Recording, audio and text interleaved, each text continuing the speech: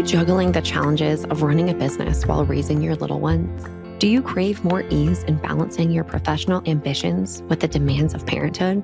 Well, sit tight. You're in the right place. I'm your host, Alyson Caffrey, and I understand the growing pains that come with building a business while nurturing a growing household. Think of this as a soft spot to land when you feel like your ambitions are starting to become just a little overwhelming. Welcome to Growing Pains.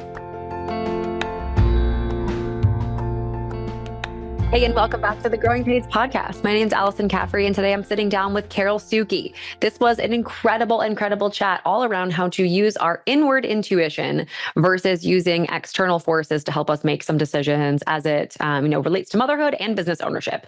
So Carol has a ton of different types of specialties and a ton of different types of business, but her lifelong goal as an empath has always been to serve people in reaching their highest potential. So for over a decade, Carol's extensive experience as a multi-passionate entrepreneur is evident through a combination of owning her own fitness business while raising 4 small children.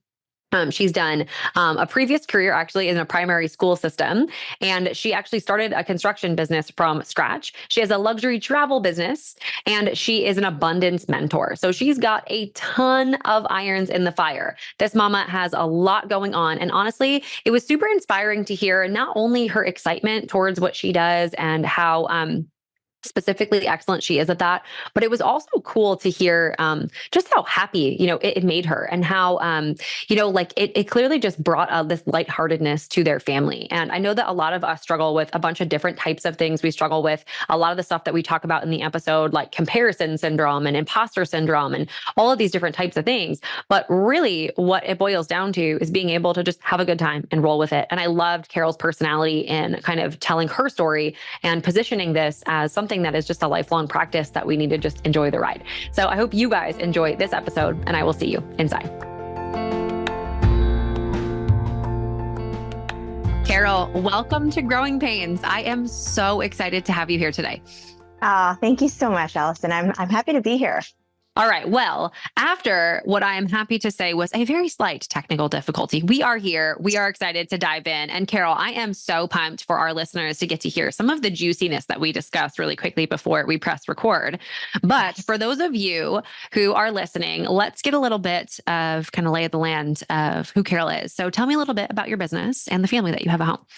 Mm-hmm. So I am a multi-passionate entrepreneur. I say that with like a little bit of, this is not a flex. Let me just tell you, this is not a flex, but that is what I am. I have a few businesses. I have a construction business. I have a travel business. I am also an abundance mentor.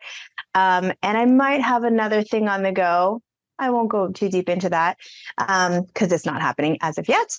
I am also a mother of 4 beautiful, healthy blessings of children.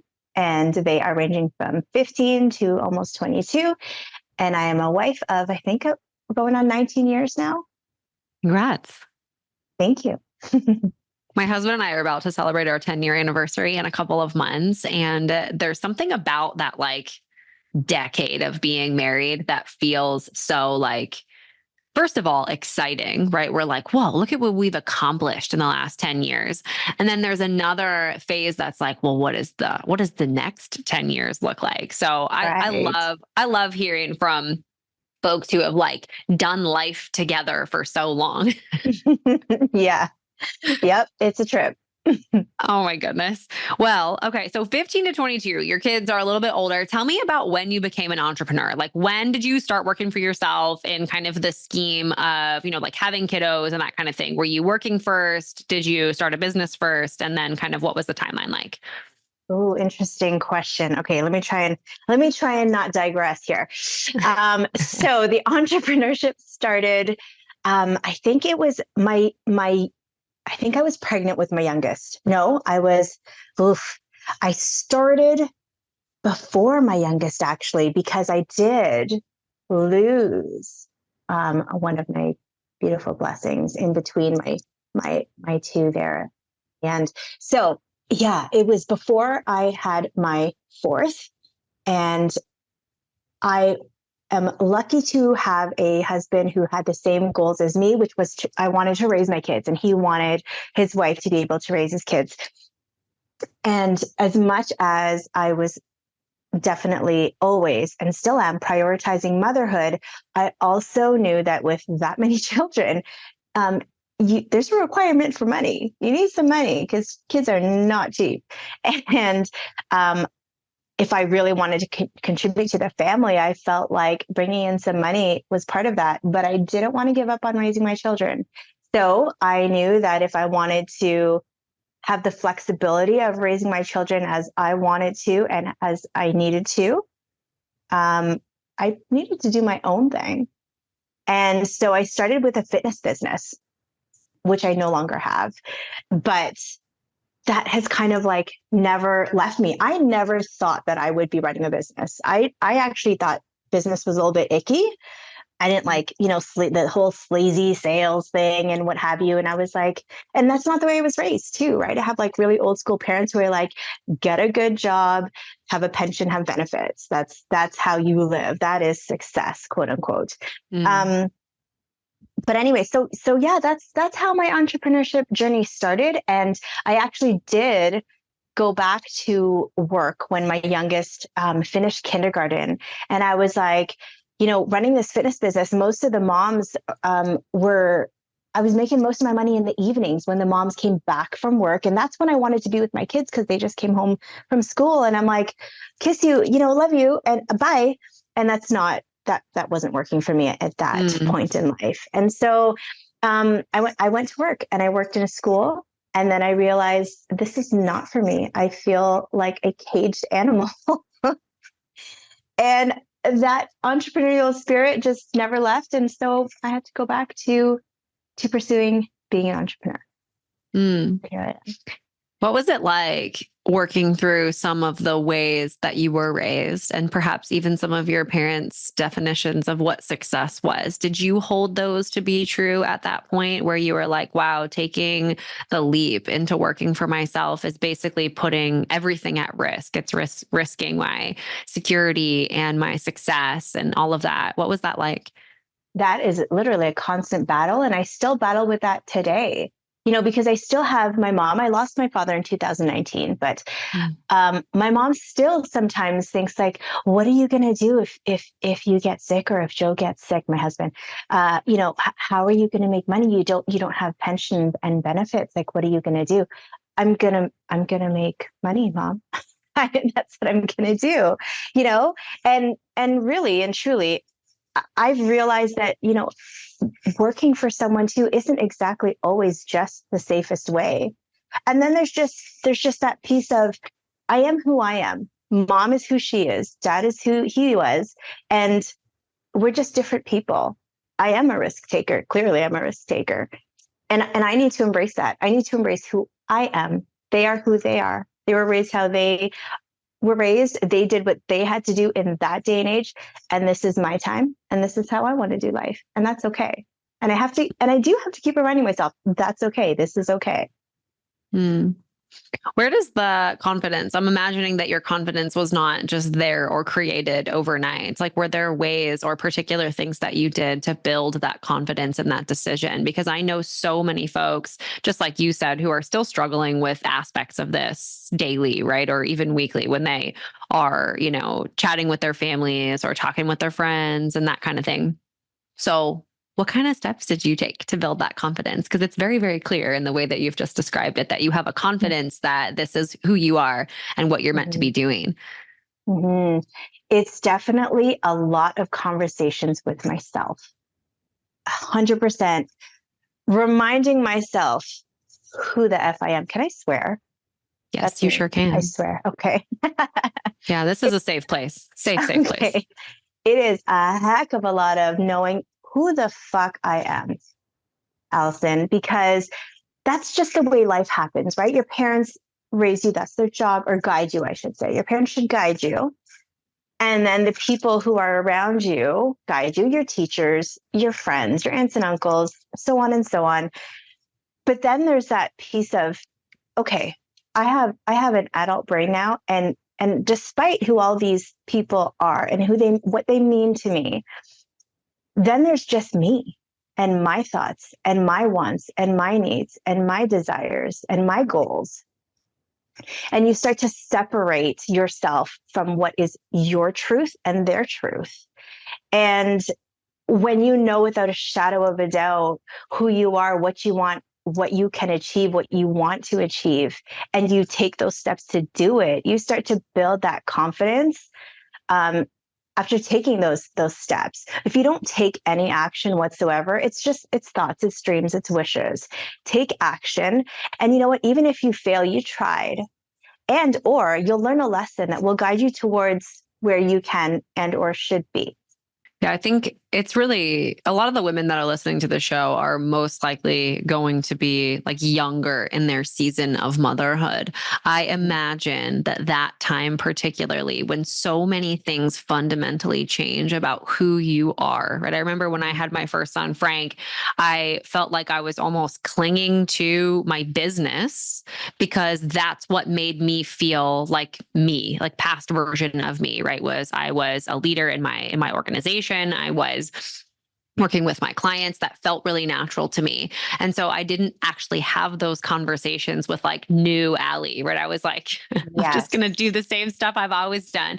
So how do we navigate some of those times where maybe we don't even feel like us? Maybe we're like, who is this person? Especially as you enter in new motherhood, or maybe you're doing something aggressive or different in your business, right? Like launching a personal brand or going into a new industry, right? You've mentioned you have several different companies and several different industries. Like that probably felt like a time where identity felt like it was a bit in flux. Yes. Yes. And you know what? That's okay. And that's something I keep saying to myself too. That's okay, Carol. Whatever you do, that's okay. You started this. You didn't, you chose to go in a different direction. That's okay. You prioritized motherhood while everybody else was hustling. That's okay. You have to be forgiving and compassionate with yourself, especially when you're a mother, because you are becoming something else. You are doing something totally different that you've never done before. And it's okay. You have to forgive yourself. There's nothing wrong with evolving. There's nothing wrong with evolution. It happens. That's life. That's the world. That's what happens. And there's nothing wrong with it. Oh, if it's, well, Alyson never used to be like that. Like, she prioritized her business or she let's say, for example, Alyson never said she wanted kids. It's so weird that she has kids. Who cares? The opinions of others really and truly don't care. If they don't jive with how you're living your life, maybe the evolution includes maybe you've evolved from those quote unquote friendships or relationships, right? And I think it's okay. Whatever you decide, whatever you're learning in life, wherever you are in your journey, it's okay. Roll with it. See what happens. Take a chance. I had a conversation with a wonderful mom a couple of weeks ago here on the show about like playing it safe and what it means to play it safe. And that where she is in Canada, they have like minimum of a year maternity leave with, her employed counterparts, and how we as business owners, I think oftentimes, especially in those identity crises moments, and one of them is becoming a parent, that you try to kind of fit yourself into the box, the normalcy box. We talked specifically about maternity leave and putting your kids in traditional school versus doing homeschooling and things like that. And I'm wondering, like, we talked a little bit before we press record about, like turning inward versus turning outward in terms of getting the next best step or building that confidence or really being able to decide, right? Where to go or what to do. When do we start to wave that flag and be like, I'm looking too far out? I'm doing the comparison thing, or I need external validation in order for me to feel comfortable moving forward. What kind of red flags or things might we start to see when we know we're looking too far outward versus looking inward to make some of our decisions? I would definitely say the confusion. When you start to face just utter confusion and chaos in your thoughts, in how you're running your business, in what's happening at home, like when you start to lose control, basically, and or burn out, there needs to be like some kind of reassessment as to how you're doing things, who's in your ear, what is your focus. If you know for sure that, you know, your family is number one, your kids are number one, always make sure that that's in line, because you know what, you're going to be a mom to them forever. Businesses can come and go, clients can come and go, you know, everything external that can all come and go, and that is within your control somewhat. I've done it to myself where I was like, okay, you know, I really want to focus on the business. Like, I knew when my boys stopped playing hockey and they just focused on baseball, I'm like, okay, I have time. I'm going to gung ho on, you know, strategy for business. So I started to go doing this networking, taking this course, and you know, following this person and trying these systems and what have you. Oh my goodness, Alyson, I was completely overwhelmed and I had no idea what was going on. And then you have people telling you, well, you should do this. You should brand this way. You should, you know, post this many times. I try my best to really stay off of social media as much as possible, as in like taking stuff in and putting my whole life out there. I might do it in waves, but like, I have kids to raise. I have a husband that I want to stay connected to, you know. Do it your way. Do the things your way. And if it feels like you're just almost leaving your body from taking so much in from out there, it's like, wait, come back home, come back to you, come back to your intuition, come back to your why. Why are you doing this? It's not for fame. It's not just for the dollar. More times than not, especially women who actually create a business. I'm not talking about multi-level marketing type of businesses. I mean, like creating a real business from scratch, from the heart, from the soul. If you don't know where your why is, if you're not working from your why, reassess. I love that invitation. And I want to double click on this really quick, because if I'm in this position where I feel like things are crazy, I'm seeking external validation, I'm constantly comparing or taking in information from other quote unquote experts, right, who are telling me what I should do. I'm being should all over, right?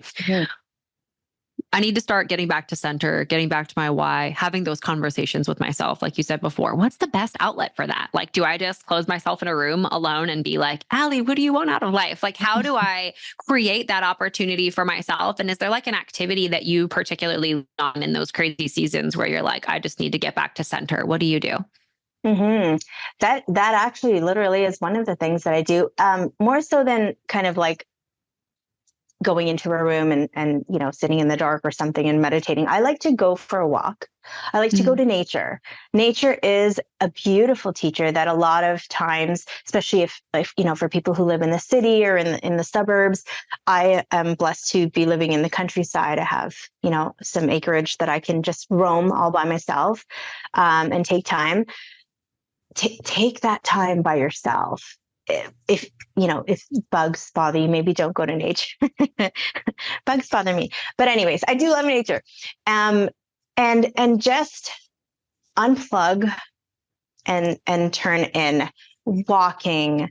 You know, maybe even just like listening to some frequency music. There's a whole bunch on YouTube that you can find, and just not think about business. Not really think. Just kind of sit there. Just sit there or walk there and just open up and just maybe even say to yourself, okay, I feel lost. I need to come back home. Like, say these things to yourself. I need to come back home. Where am I? Where am I in all this noise? And even say, I need answers. Show me a miracle. Show me a miracle today. Show me a miracle this week. Show me what I need to know.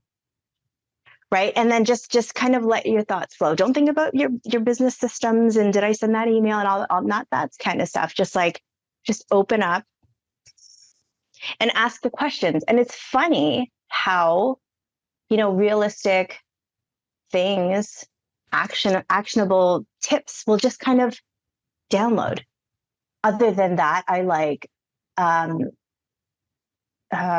just breathing exercises, breath work for sure. And then you can seek external validation too, where these people aren't telling you what to do and giving you, like actionable, like business advice. It's more of like, if you go to someone who, for example, you can like have a conversation with your highest self. They can tap into your highest self, or even tapping. Have you ever heard of tapping? Mm-hmm.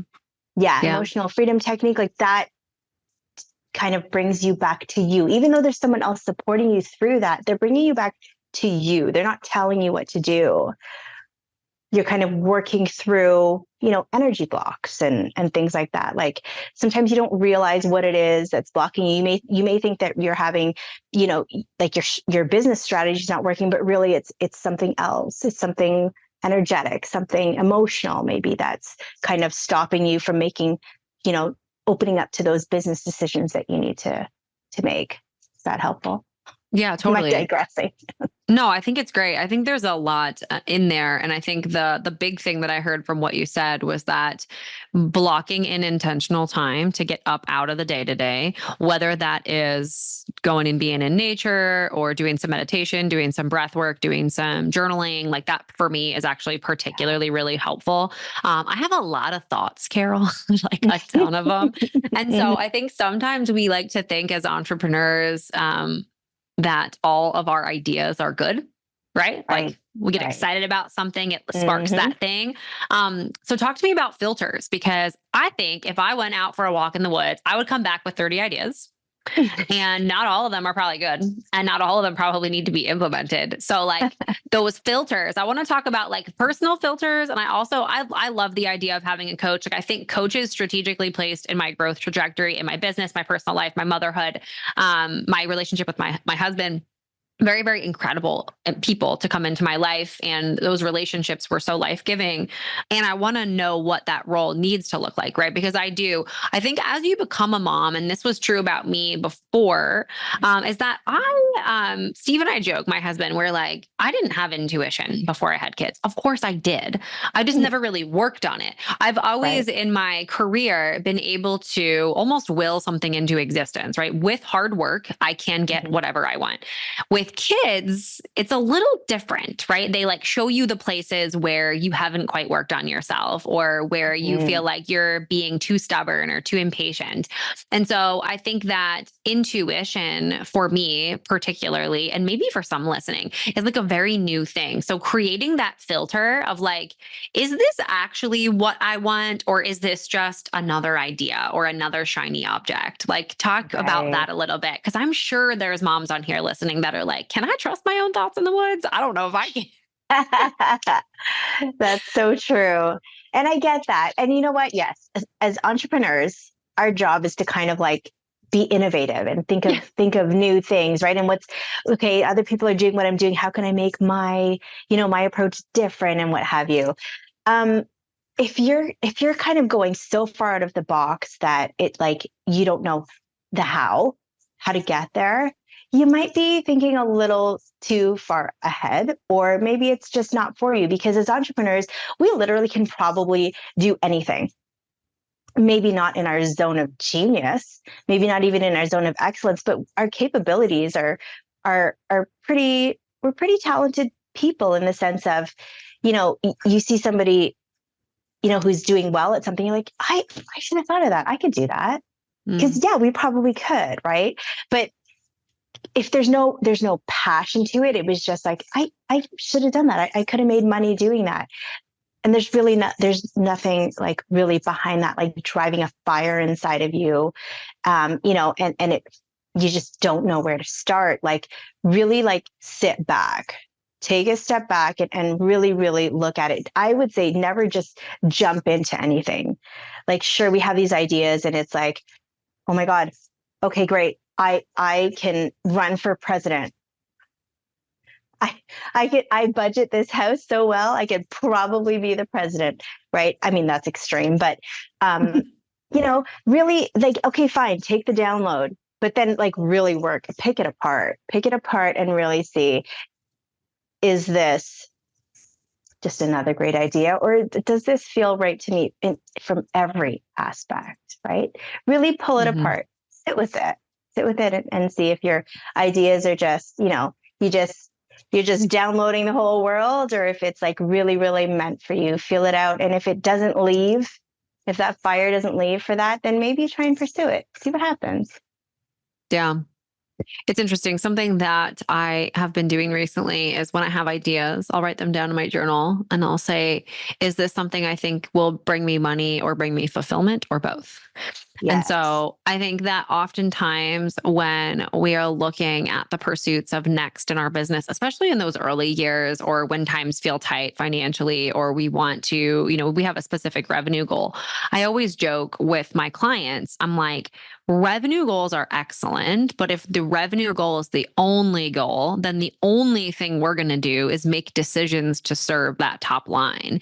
And I Yeah. think that where I've gotten particularly into some sticky situations in my business growth trajectory are when I'm only serving a revenue goal versus an actual fulfillment goal, right? So a fulfillment Right. goal could look like something a little bit more customer facing, like something for our company master maternity leave. We want 100 voices this year, 100 women who've gone through our programming who have just a rave review to give us. And that goal, I personally believe, will also impact revenue. Like it absolutely Mhm. will.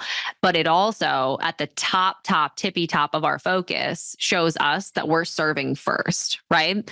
So I Yes. think those types of things for me personally have been really helpful filters. And I think like it's so hard to prioritize or focus on one thing. So I'd love to like shift our conversation ever so slightly because I know you said that you're focusing on abundance.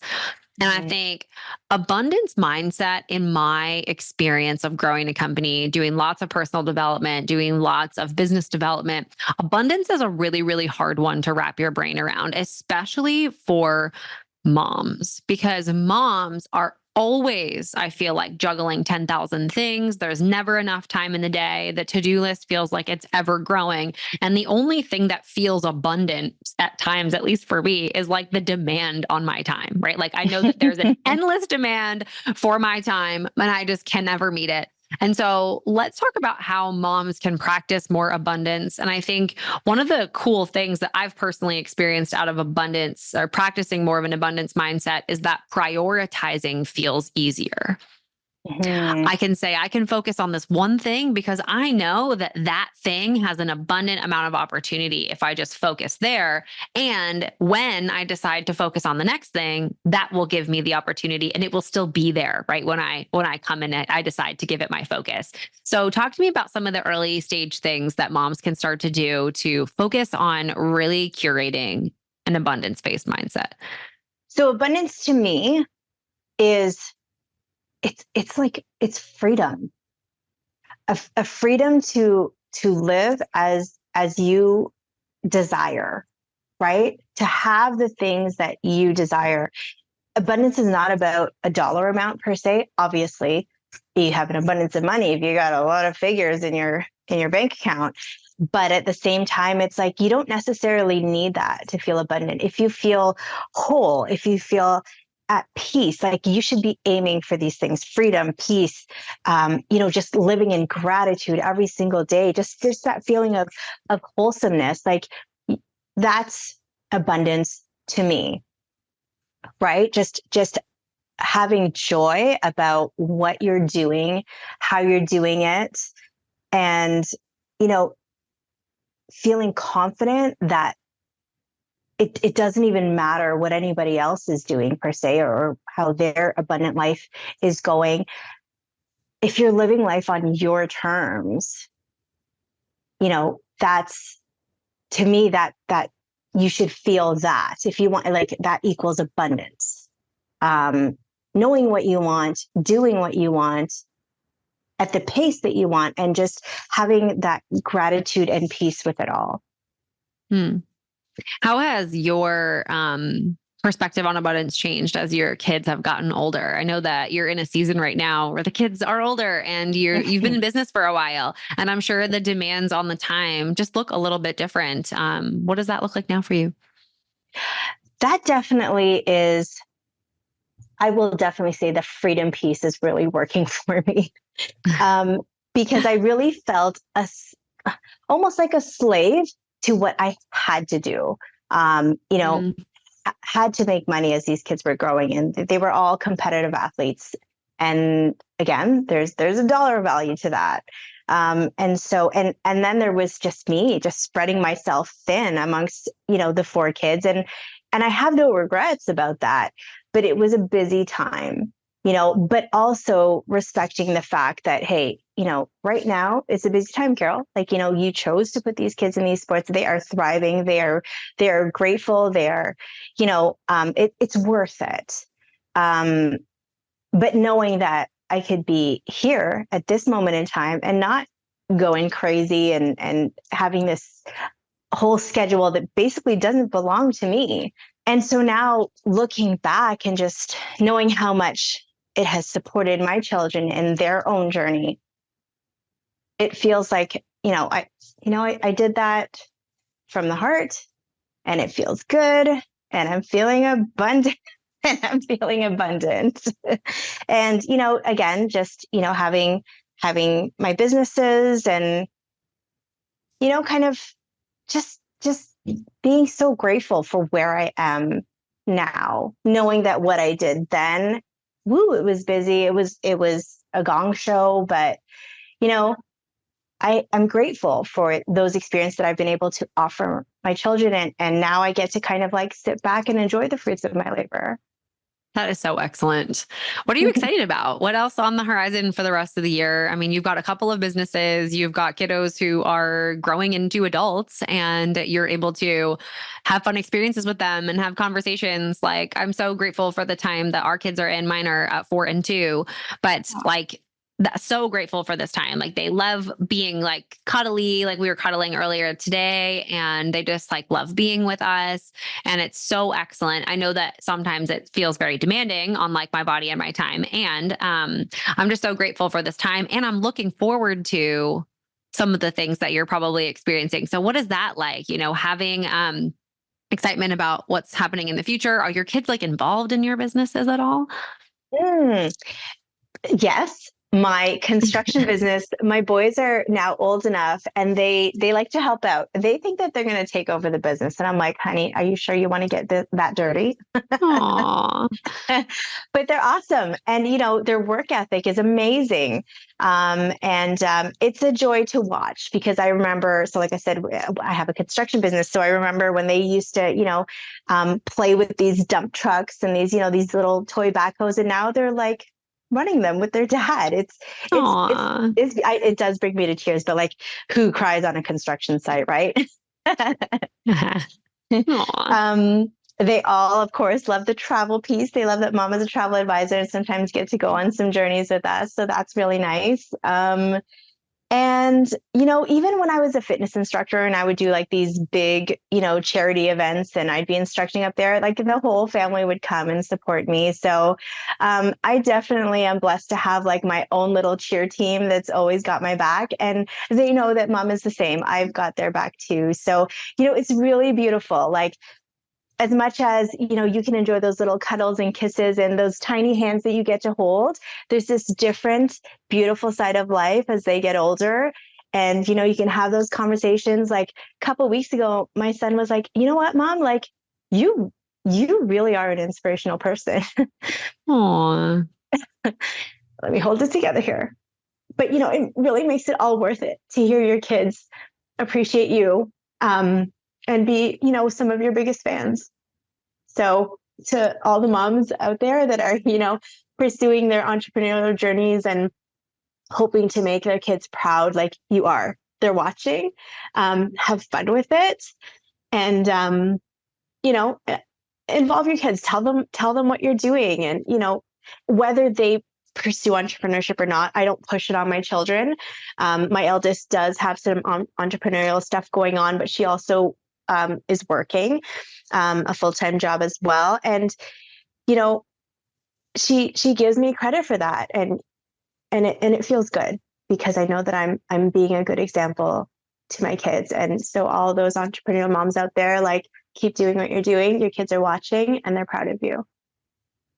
That is so incredible, Carol. I think everyone listening probably needs to hear that, including Yeah, me, because I'm sure there are days that still get tough, right? I mean, even though you're out of the absolutely. thick of toddler life and all the things that maybe I'm struggling with or the other moms listening are, there are plenty. Like I had a mom on here a few months ago whose kiddos are about to go to college and she's like doing the whole thing where they're going and visiting the schools. And it's just such a demand on the family's time. And it's such an emotional experience too, making a decision like that. So before we press record, I was saying I had a mama on, her name was Crystal. And Crystal said that as your kids get older, nobody tells you that it doesn't get easier. It just gets Mhm. different. And Oh I think gosh. while I might be getting lots of the rewards of like the sweet cuddles and that kind of thing and like the little kids, like you're getting the very sweet rewards of being able to see your kids grow up and become adults and apply the things that they've learned from watching you and your husband over the years, and get those little lovely points of validation where they see you, right? Like for Yes. the human, the adult that you are, and not just like their caregiver. So that's so Mhm. beautiful. Thank you so much for encouraging. Oh, you're welcome. Yeah, we need it. We do need it. You're right. And sometimes we forget because we're so busy just trying to make shit happen. And you know what? You are. You're making shit happen. You're here. The kids are good, and they're watching. So, show them what real love looks like, and sometimes it looks like hustle. Sometimes it looks like crying, trying to hide it, trying to hide in the bathroom crying. But, when they come out, they notice that your eyes are a little bit welled up, but it's all part of it. It's all part of life. And you getting through it all is teaching your kids something and you don't even know it. So keep going. I do. I believe that. I think the entrepreneurial backdrop for a family is incredibly, incredibly educational, and Yes. not only just in capability and trusting yourself and hustling and working hard and all that stuff, but also you have to get up and believe in yourself every day. And Yes. even when you don't, you still Yes. have to sort of pretend like you do. Mm-hmm. Mm-hmm. That's right. And it's hard. It's so hard because some days, especially I think for moms with like our women in general, for like our hormonal cycle, right? Sometimes I feel like the guys get it slightly easier because they wake up with the same amount like of hormone dump every morning. We Oh, don't. yes. And so we've No. got that like 30-day cycle where we're like, oh man, I stink, I stink, I stink. I'm the best. I stink, I stink, I stink, I stink, I stink. Where's my mom? All of Exactly. it. Who told me I could run my own life? Um, yeah, so it's so incredible. Carol, honestly, thank you so much for the real conversation here and for all the encouragement too that you gave to moms. I think I learned I learned a lot about turning inward and about how to block that time in, because transparently, I think especially for moms growing businesses and raising families, I mean the demands on the calendar are just so high. So being able to proactively schedule in that time for anybody listening, I really do think that that's going to be helpful. And for folks who want to get in touch with you, where can they follow along and find out all the fun stuff that you're doing with your multiple businesses and your growing family? I am most active, I will say, on Instagram at carol.szuky. I'm also on TikTok. I have my website, carolszuky.com. And I do have a podcast as well, the Carol Szuky Podcast. So just try and find me wherever. I'd be happy to have you. Fantastic. I will link all that stuff up, Carol, for folks to be able to connect with you. Thank you so much for taking the time out today to join me on Growing Pains. Thank you, Alyson. It's been a pleasure. Thank you so much for tuning into today's episode of Growing Pains. I know that you have so many things vying for your attention right now, so I am so grateful that you just spent the last hour or so with me. So I hear all the time from mompreneurs, Allie, what systems do I need to have in place in order to thrive in business and in parenthood? If you go over to AlysonCaffrey.com/checklist, you can grab my kid-proof business checklist, and it will get you started in the right direction around making sure that you build a business that doesn't steal all of the time away from your family. If you loved today's episode, I would be so honored if you would leave a review on the podcast. It helps us reach even more incredible mompreneurs just like you and give them the resources they need to be wildly successful in business and wildly present at home with their families. Thanks so much again, and I'll see you next time.